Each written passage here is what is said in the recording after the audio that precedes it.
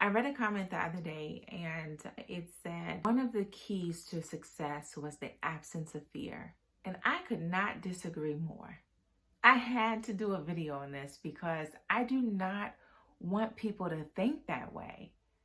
The absence of fear is not the dictator of success. That is not the thing that breeds success. That is not the thing that you need to have or not have in order to have success.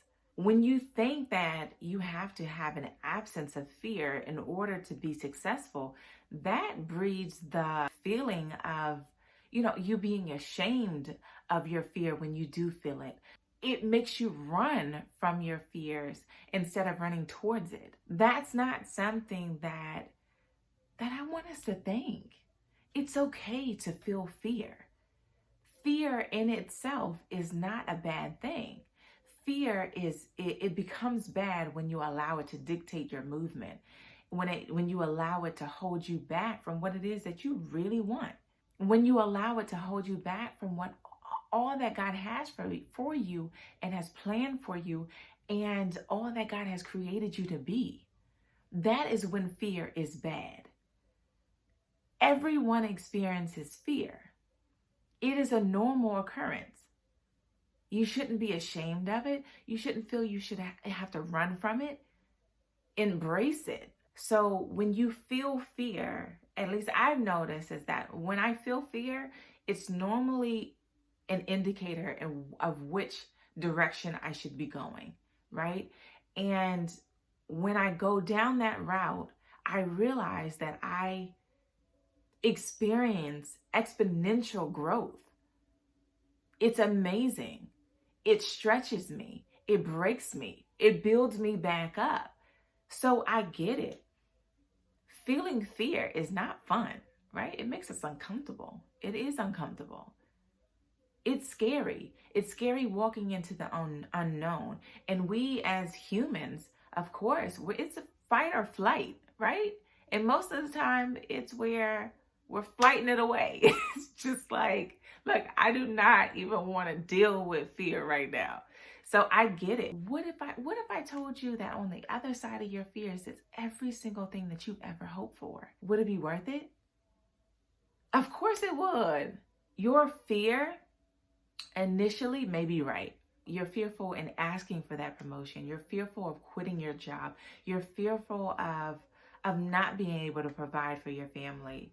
You're fearful of taking that leap and starting your business. You're fearful of starting your book, right? Because we don't know what will happen next. But what's happening there is that we're trying to predict the future. So we have to reel it on back. Us as humans, we are wired to protect ourselves. So if we're feeling fear and we're not quite sure of what's to come, we're automatically bracing ourselves for the worst. So what we're going to have to do is reprogram that thinking and brace ourselves for the best. What's the best that can come from this decision? If I quit my job, what's the best thing that can come from this? Ooh, honey, I can start my business. It can flourish because I have more time. My family and I will be more cohesive because we have more time to spend together. What happens if you go for that promotion? If you ask for it? Hey, what? Say no or yes. That's it. So yes, if you say no, your feelings might be hurt. But remember, what is the best thing that can happen from this? I could get that yes. I could get that promotion and I can be able to provide better for my family and for my kids.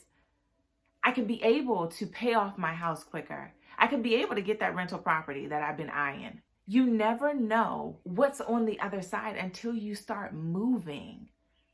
As I said before, God moves when you move. He's waiting on you. So what you need to do is just face that fear. Don't think about the worst. Who cares about the worst? How many times have we gotten the worst? Who cares? How many times have you fallen and you've gotten back up? You're still here. You're still breathing. You are okay. There is nothing that can come against you that you cannot handle. You've got to understand that. You got to live in it, and you got to breathe that. You serve a God that is bigger than anything or anyone on this earth. So you got to feel that. You got to feel that. So when you feel you fear things, it's a trigger in your head that says, "Wait, I was made for this very moment. There is nothing that can stand in the way of my greatness and what God has for me. I serve a God who is bigger than this. My fear means nothing.